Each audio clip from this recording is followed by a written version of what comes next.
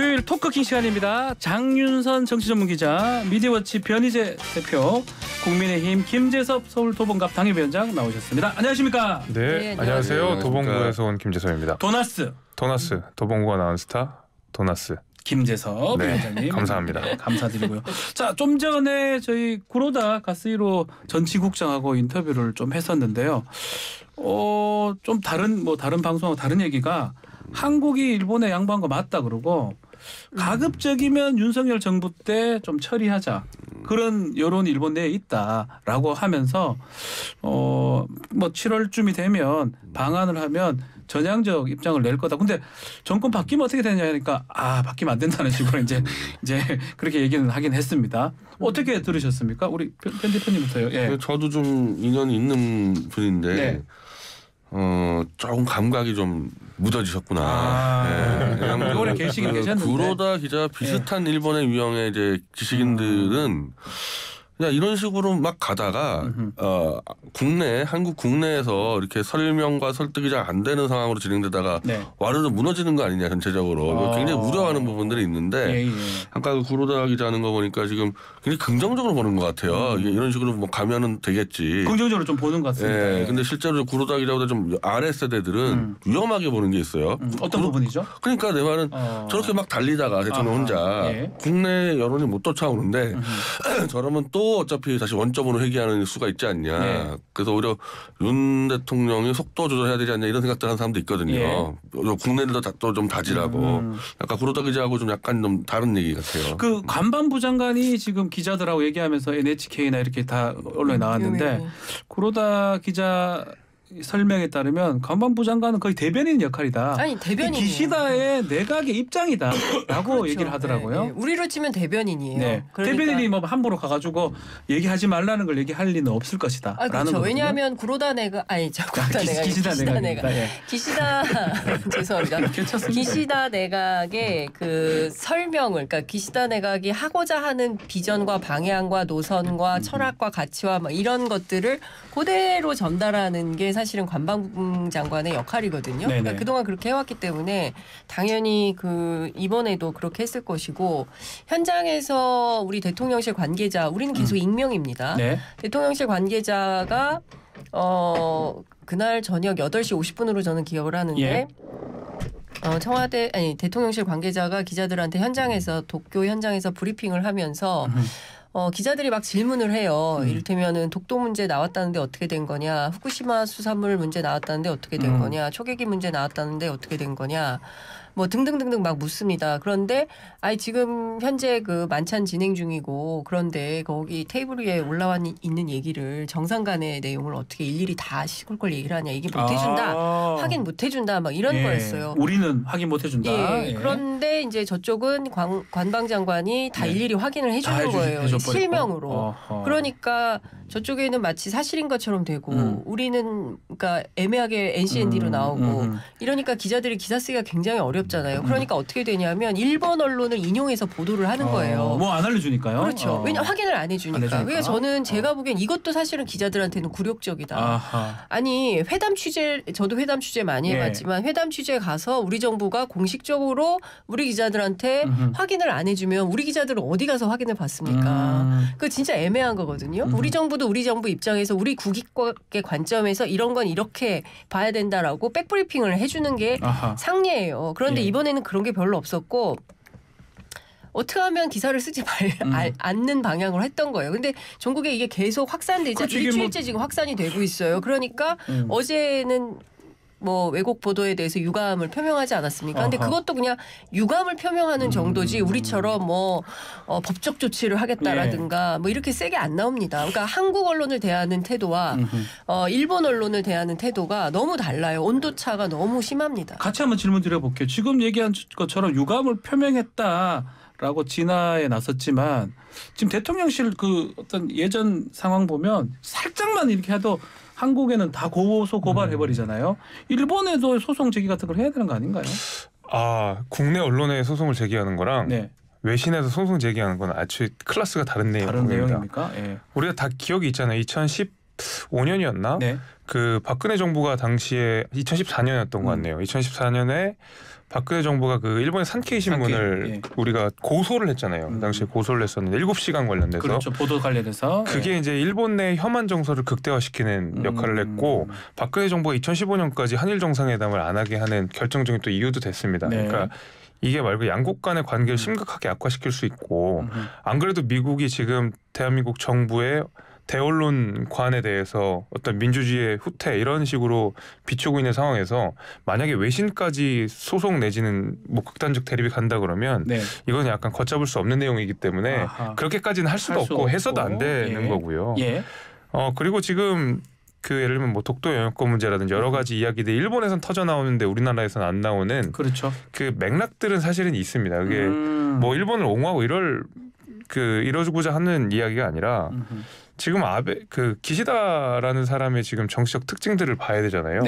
이분은 자민당 내에서도 한 세력 한 5위 계파, 4, 5위 정도 되는 계파, 소수 계파의 수장이고 실제로는 자민당 내는 아베 계파가 최대 계파로서 기시다 총리를 좌우하고 있는 상황이기 때문에 기시다 내각은 기시다의 내각이 아니라 기시다가 총리로 있는 아베의 내각이라고 봐야 되겠죠. 아베 내각이다. 아베 내각의 특징은 굉장히 극우화된 사람들이고 혐한 정서를 극대화해서 선거에 이용했던 사람들이기 때문에 앞으로 4월에 있는 통일 지방선거를 앞두고 있는 사실상의 아베 내각은 최대한 대한민국을 폄훼하는 방식으로 언론에 계속 흘릴 겁니다. 그리고 기시다는 그것을 통제할 리더십이 없을 거고요. 없을 거고.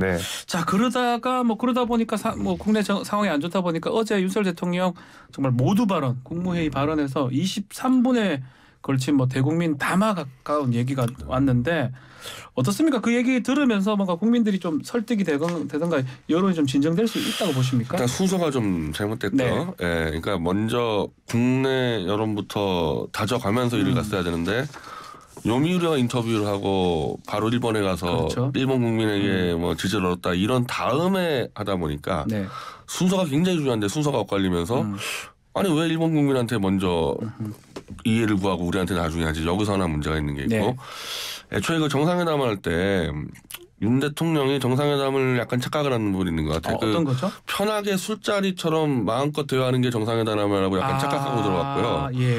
원래는 이제 이 양국 정상회담 할 때 이 영토 문제 같은 거는 민감한 거는 올라오면 안 돼요. 그게 공식 회담이든 비공식이든 올라오면 안 되는데 지금 하는 거 보니까 마음껏 얘기해보자 해가지고 기시다가 마음껏 다 얘기를 하고 본인은 얘기 안 하는 이런 거 같거든요. 그렇게 지금. 그러니까 사실은 다 실무진 조정해서 야, 독도는 얘기하지 마라, 위안부 얘기하지 마라 이런 식으로 했어야 되거든요. 그러니까 뭔가 지금 이 이해가 잘못된 부분에서 지금도 이제 어제 이 담화에서도 그래서 외교 문제라 그래나 하여튼 제가 충격적인 점이 대목이 어떤 거죠? 대법원 판결 2018년 이제 강제징용 대법원 판결과 65년 한일 수교 협정문을 자기가 절충을 했다라고 하는데 이거는 대한민국에서 대법원 판결문을 절충할 수 있는 기관은 없습니다. 없죠. 이거 그걸로 끝나야 되는 건데 그러니까 여러 가지로 저는 좀 국정 운영 시스템이나 외교 시스템에 대한 잘못된 이해가 자꾸 이제 기괴한 이 방식으로 나타나는 것 같아요. 같이 한번 질문 장윤선 기자님한테 어제 보도 보니까 기시다가 좀 놀랐다 그러더라고요. 그 윤석열 대통령이 술을 완샷을 이렇게 우리 소위 말하는 일으키는 걸 보고 깜짝 놀랐다는 게 이제 술이 세냐고 물어봤다는 거 아니에요? 근데 이제 사실 우리 지금 변희재 대표 한 것처럼 그 술 먹으러 간 건 아니잖아요. 술 먹는 사람도 없을 뿐 입만 갖다 대고 말아야 되는데 그런 의미 아니었을까요? 한숨을 쉬시네요. 그러니까 저는 그 말씀하신 대로 그 오므라이스에 담긴 우리가 그 길고 복잡한 그 정치적 함의에 대해서도 얘기를 했었지 않습니까? 이제 그런 것처럼 한일 관계는 정말 오래되고 깊어요. 그리고 대통령 얘기한 대로 일본이 이미 수십 차례 과거사 사과를 했죠. 일왕 때부터 시작을 하면 상당히 53번인가 했다는 얘기도 있고 한데 구체적으로는 사실 82년 일본의 미야자와 다마가 교과서 문제로 한 게 처음이에요. 그러니까 중요한 것은 식민지 지배를 인정할 거냐 말 거냐 그리고 강제 동원에 있었냐 말았냐 이런 사실 역사적 사실관계에 대해서 일본은 끊임없이 부인을 하고 있다는 거예요. 그리고 82년, 93년, 95년, 98년, 2010년 갓나오토 담화까지 쭉 이어지는 담화에서 사과를 해요. 그런 다음에 그런데 독도는 우리 땅이야, 다케시마야라거나 역사 교과서 극우적으로 만들어 놓고 소녀상 철거하라고 요구하고 강제징용 없었다 그러고, 그러니까 사과를 하고 항상 뒤집어 엎는다는 거죠. 이렇기 때문에 이 진정성이 있는 거냐. 그러니까 이를테면은 독일 같은 경우에는 착실하게 이행을 하고 피해자들이 이제 됐다라고 할 때까지 무릎 꿇고 사과하지 않습니까? 그런데 일본은 그렇지가 않은 거예요. 그리고 나서 급기야 2015년 아베가 뭐라고 얘기를 했냐면 더 이상 우리 자녀들에게 사과시키지 않겠다. 그래서 사과 없는 사과, 유체이탈 사과가 그때 문제가 됐던 거 아닙니까? 그렇죠. 예. 그 이후로 말씀하신 대로 극우주의 노선이 계속 온 거예요. 그러니까 일본에도 평화주의 세력이 있습니다. 평화헌법을 수호하려고 하고 평화헌법 구조를 흔들면 안 된다. 이렇게 주장을 하는데 아베파와 기시다는 군국주의 부활을 계속 꿈꾸는 거예요. 전쟁이 가능한 국가 그리고 평화헌법 구조를 무력화시키려고 하는 거 아닙니까? 근데 여기에 우리가 왜 손을 잡아줘야 되냐는 거죠. 그러니까 이 핵심은 동북아 평화체제를 우리가 어떻게 안착시킬 거냐. 자유롭고 평화로운 다자간 안보 협력 체제를 꾸릴 것이냐. 아니면 미일 동맹을 축으로 해서 우리가 그 하위 파트너로 들어가서 갑자기 느닷없는 인도태평양 방위에 중국을 주적으로 하는 이런 시스템에 우리가 왜 복속되어야 하는 것이냐. 이게 국민적 동의가 없어요. 없는데 이렇게 막 밀어붙이고 있는 거예요. 그러면서 지금 저는 어제 대통령 20분간 할애해서 쭉 얘기를 하는 걸 보면서 일종의 좀 윽박지르는 느낌을 받았어요. 그리고 정진석 비대위원장 같은 사람 뭐라고 얘기를 합니까? 예. 아유 이제 그만 식민지 컴플렉스에서 벗어나라. 우리가 일본보다 낫죠. 경제적으로 그다음에 국력으로도 안보적으로도 국방력으로도 우리가 나아요. 그거 모르지 않아요. 우리가 돈이 없어서 이러는 게 아니에요. 그런데 그 부분을 인정하지 않고 끊임없이 국민들의 자존감을 허무는 방식으로 외교를 하니까 국민들이 속 터져 하는 겁니다. 자, 김재섭 위원장님 어떻습니까? 이게 지금 이 상황이면 이게 지지율도 연관성이 있는 것 같고 앞으로 이게 쉽게 좀 마무리가 안 될 것 같기도 하고요. 마무리가 안 될 것 같고 일본의 입장이 전향적으로 나올 때까지는 계속 그 7월 답방까지 기다려야 됩니까? 계속? 저는 7월까지는 안 기다려도 될 것 같고 그 4월이 지나면 아마 일본에서도 그래도 긍정적인 메시지 저는 나올 거예요. 일단 이 통일 지방선거는 이제 우리나라 지방선거랑 비슷한데 제일 많은 의석수가 있는 선거거든요. 그러니까 4월에. 그러다 보니까 안 그래도 지지율 안 나오는 기시다가 어떻게든 한국을 때려가지고 일단 선거만 넘겨보자 하는 방식으로 실제로 물컵 반잔을 채웠다고 얘기는 못할 거예요. 지금 상황에서. 그러니까 4월 이후에 어떤 메시지가 나오는지를 우리가 지켜볼 필요가 있고 무엇보다도 이번 그 한일 협상에서 미국이 배후에 있다는 걸 모르는 사람은 없을 겁니다. 뒤에 미국이 있을 것이다. 당연히 미국이 있을 거고 미국이 중재하는 한 일본이 대한민국에 양보하지 않을 수 없을 거예요. 그러니까 지금은 이야기를 못 하더라도 일본이 배후에 있는 한 양국이 서로 간의 양보들이 좀 있었고 물론 대한민국 국민들께서 보시기에 일본에게 조금이라도 요만큼만 양보해도 사실은 우리는 감정적으로 납득하기 어렵죠. 이제 그런 것들을 고려한다 그러면 저는 4월 이후에는 전형적인 메시지가 나올 거라고 생각합니다. 조금만 기자님.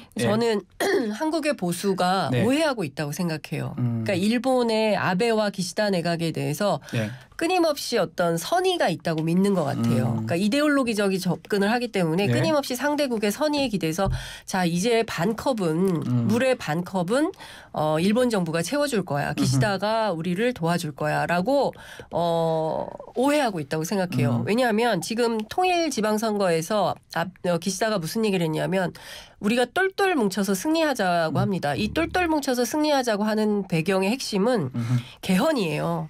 개헌에서 평화헌법 구조를 무력화시키는 거예요.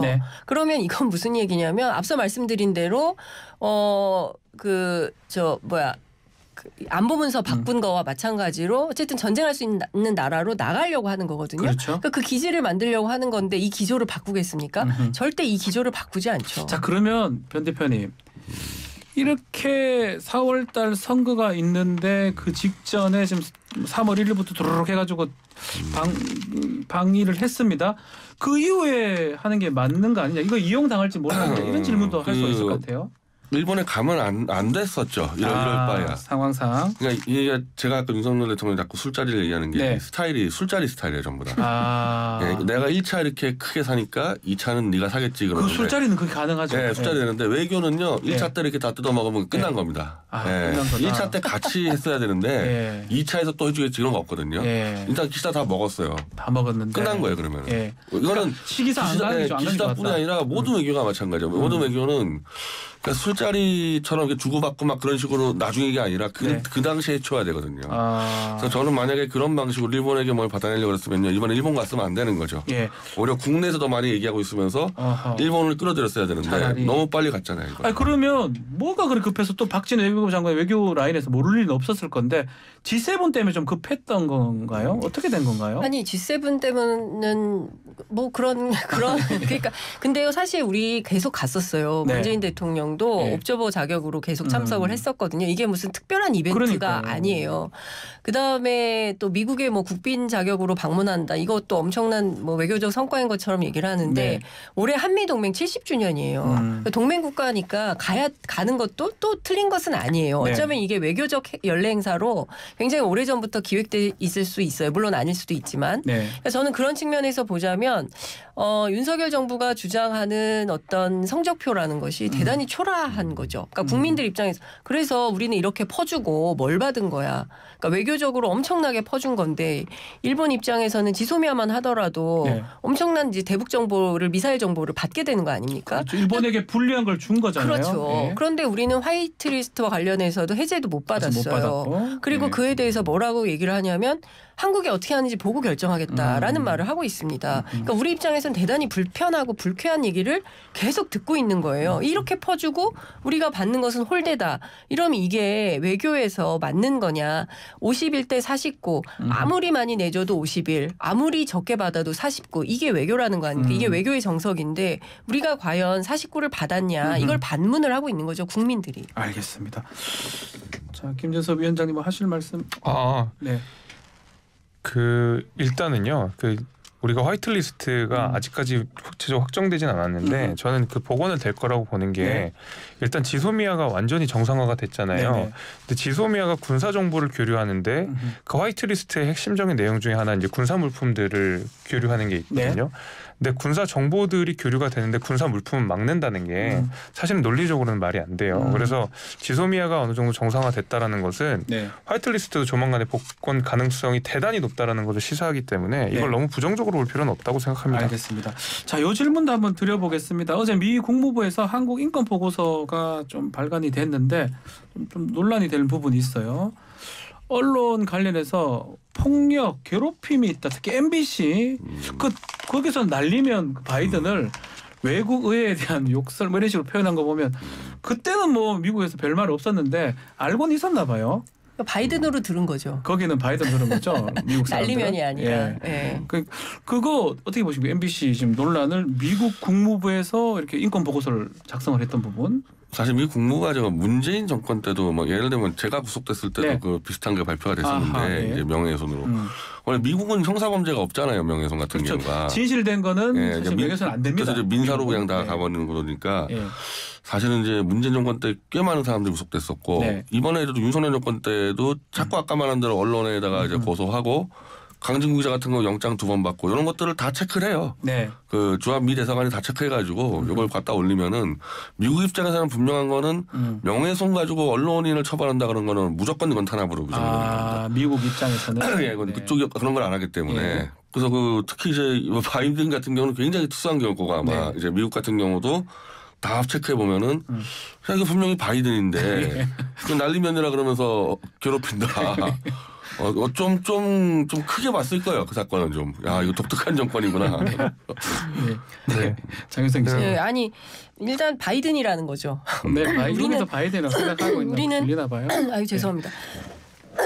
날리면이라고 들어야만 하는 뭐 이게 뭐 전 국민 듣기 평가 뭐 이런 걸 하면서 날리면으로 들었다 아니면 발리문 별별 얘기가 다 있었는데 미국에서는 분명하게 바이든으로 들었다는 것이고요.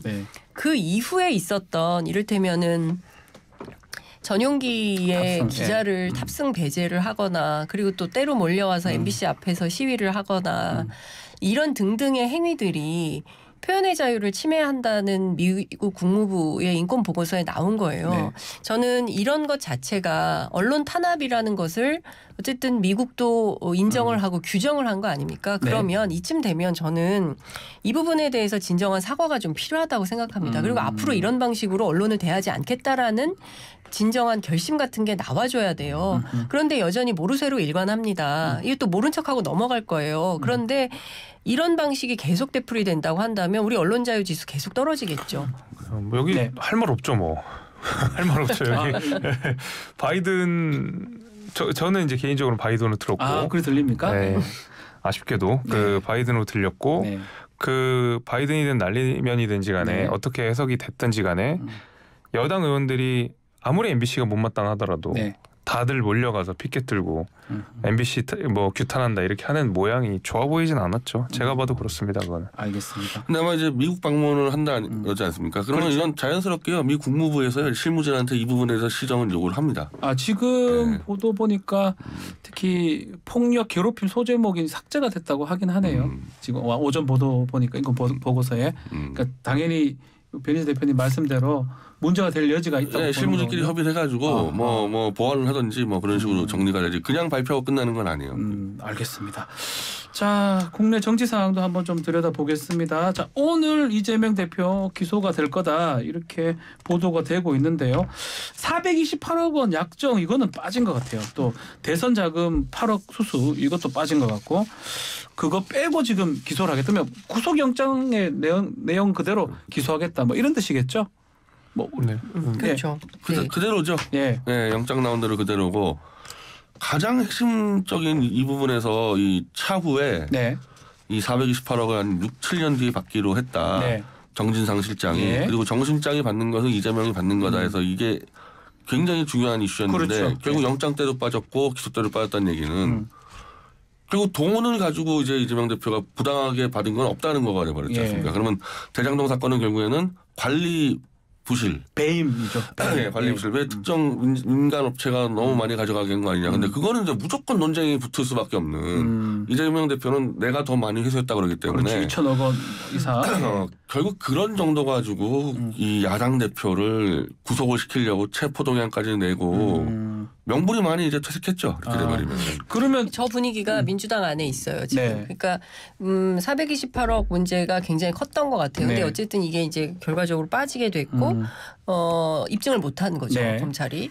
그리고 이제 또 하나는 이제 김성태 쌍방울 회장이 오면 뭐 뭔가 변호사비 대납과 관련해서 그 핵심적인 내용이 나올 거라고 했는데 사실 그것도 빠졌어요. 그것도 없어요, 아예. 그렇기 때문에 그러니까 전반적으로 검찰이 입증을 잘 못하면서 동시다발로 또 다른 수사를 또 계속 발굴하고 있다. 그러니까 결국 이것은 이재명 대표가 구속될 때까지 계속 수사하겠다는 거 아니냐. 이거는 좀 심한 거 아니냐. 그래서 이것을 검찰의 무리한 수사라고 보는 전반적인 기류. 그러니까 이게 뭐 친명이든 비명이든 상관없이 특히 비명계들이 이런 얘기를 굉장히 많이 하기 시작했습니다. 그리고 내부적으로는 지금 이재명 얘기하면 역적이다 이런 얘기가 있어요. 무슨 얘기냐면 이재명 얘기할 때가 아니다. 무슨 얘기냐면 지금 한일회담과 관련해서 도대체 우리나라 대통령이 기시다를 만나서 무슨 얘기를 어떻게 했는지 이게 사실은 기자회견을 통해서 소상히 밝혀줘야 돼요. 대통령이. 왜냐하면 회담을 하고 왔는데 국민적 의혹이 너무 커요. 특히 독도 영유권 문제 같은 경우는 심각한 거 아닙니까? 우리 영토와 관련된 거잖아요. 그러면 어떤 얘기가 있었는지 얘기를 해야 되는데 밝히지 않아요. 그러니까 지금 국정조사 하겠다는 거 아닙니까? 그거 그렇죠. 그다음에 69시간 노동시간 문제 있죠. 뭐 등등과 정순신 학폭 그 문제 있죠. 현안이 너무 많은 거예요. 그래서 지금은 현안을 중심으로 대여 투쟁을 적극적으로 하자. 지금은 이재명 얘기할 때가 아니다라는 분위기가 당내 있어요. 자, 그게 빠진 게 좀 커 보이긴 합니다. 결국은 그러면 결국 증거를 못 발견한 건지 아니면 보강 수사를 해서 앞으로 좀 보충을 할 수 있는지 그 부분 어떻게 보십니까? 뭐 보충을 한다는 것 같거든요. 검찰 입장은. 근데 뭐 앞서서 말씀해 주신 대로 검찰이 무리한 수사를 하고 있고 뭐 428억은 빠져 있고 이재명 대표는 죄가 없다고 이야기하면 그러면 이재명 대표가 영장 심사를 받았으면 깔끔하잖아요. 갔었으면 됐었을 아니 지금 전 국민이 다 검찰 무리한 수사고 검찰은 증거도 없고 증언만으로 가고 있는데 간다고 이야기하고 있는데 이재명 대표는 뭐가 무서워서 영장 심사를 못 받았냐. 저는 당연히 이 의문이 들 수밖에 없습니다. 네.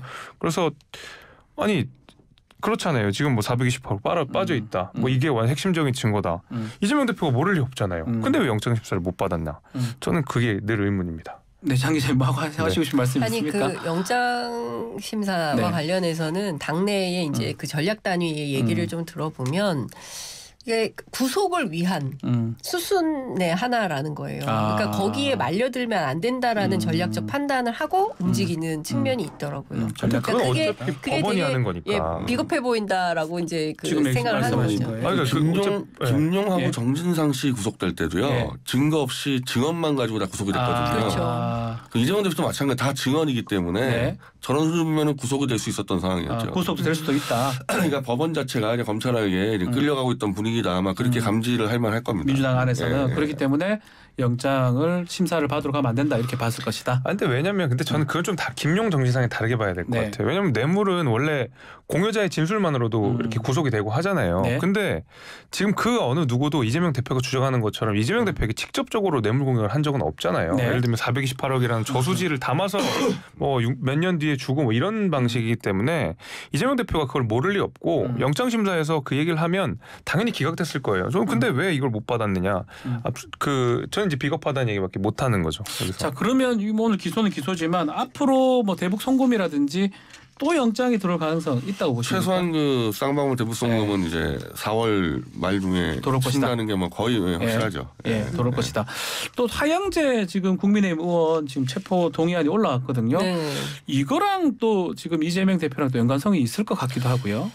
근데 저는 검찰이 초반부터 작년부터 그랬어요. 그러니까 민주당만을 타겟으로 하지 않고 여야 공이 다. 맞습니다. 그러니까 그 범죄가 있는 곳에 당연히 수사를 한다라는 입장이었기 때문에 하영재 의원뿐만 아니라 양당 공이 지금 떨고 있는 의원들이 많이 있다는 얘기를 제가 듣고 있습니다. 그러니까 막 이름도 돌아요. 실명 누가 무슨 문제 누가 무슨 문제 이렇게 돌고 있습니다. 그러니까 제가 전반적으로 보면 그러니까 검찰의 수사의 칼날을 피해가기 어려운 의원들이 있다면 그 사람들은 당연히 이런 수순으로 조사받고 수사받고 구속될 일 있으면 구속되는 거고 이렇게 하는 거다. 근데 다만 이재명 대표 문제와 관련해서는 엄청나게 큰 그야말로 대하드라마 수준으로 검찰이 수사를 했는데 결과적으로 이게 지금 어제 선거법은 재판 중이고 이게 선거법 재판은 짧잖아요. 그렇기 때문에 예컨대 무죄가 난다라고 하면 이거는 역풍이 불 수 있는 거 아닙니까? 그러니까 검찰 입장에서는 다른 이슈들에 대해서도 조심스럽고